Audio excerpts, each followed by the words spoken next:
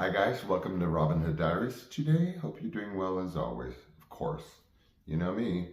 You better be doing well. You better be good to yourself. You better be good to others. Anyway, so I previewed tonight, pretty, true to form in terms of accuracy, in terms of topic, which is when basically my boyfriend had to be kicked out of his roommate room of the house that he was staying in Laurel Canyon because somehow 2 and 2 was added when I stayed over one night, and then he was assumed gay because he was in the closet, and then they were afraid they were going to get AIDS and whatever. So here, I'm just, me. I don't lie. I'm going to lay it out. Bring on the polygraphs globally.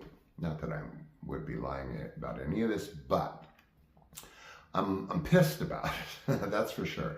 I may go into a little bit of Slaughter Princess stuff because Slaughter Princes are not just young guys by the hundreds who had to live with production, creative, whatever, people in the industry in order to survive. But it was also the actors that were subjected to the fact that in the 80s, from 1980 to 1990, again, everyone under 40, listen to this, please.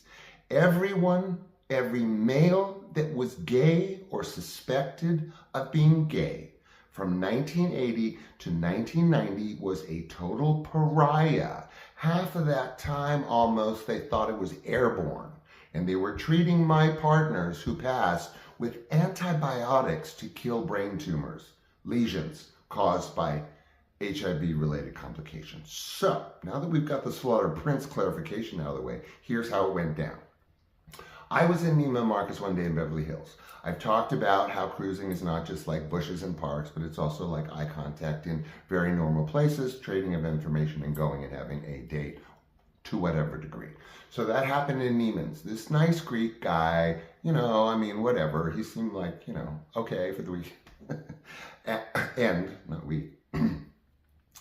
And so we did that, traded numbers, and I was supposed to meet him at his place in Laurel Canyon. It wasn't his place. We were meeting there because he had friends.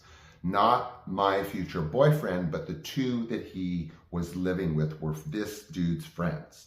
We went out, I think, to dinner really quickly, based on the phone number exchange. But there was a connection made with Peter, who was, I'm just going to say Peter because no one knows who Peter is, and I can't be making up names. So, this house is either owned or rented by a female screenwriter, off blonde, curly wavy, living in Laurel Canyon in 1987, 88, 87, 88 is she.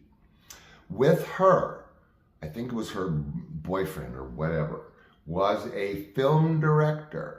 Not a huge well-known one, but known, who was also there, slender, taller, brown hair, okay? So these were the people, aside from that guy from Neiman Marcus, these were the people that Peter was living with. So I come in to meet Mr. Greek guy and whatever, go for salad. But Peter comes out of his room because he's renting there.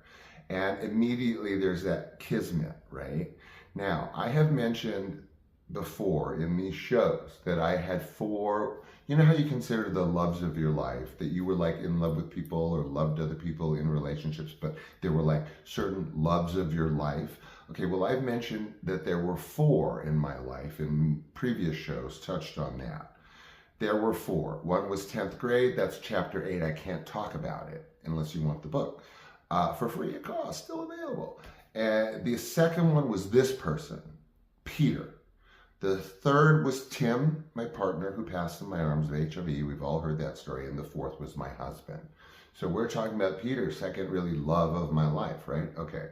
So connection made, and I go on a date, whatever. But somehow Peter and I were able to trade information, or I was able to, when I brought like this guy back, something. And we traded information enough to have a date, or 2, or 3, because we really, really liked each other. We felt love for each other. So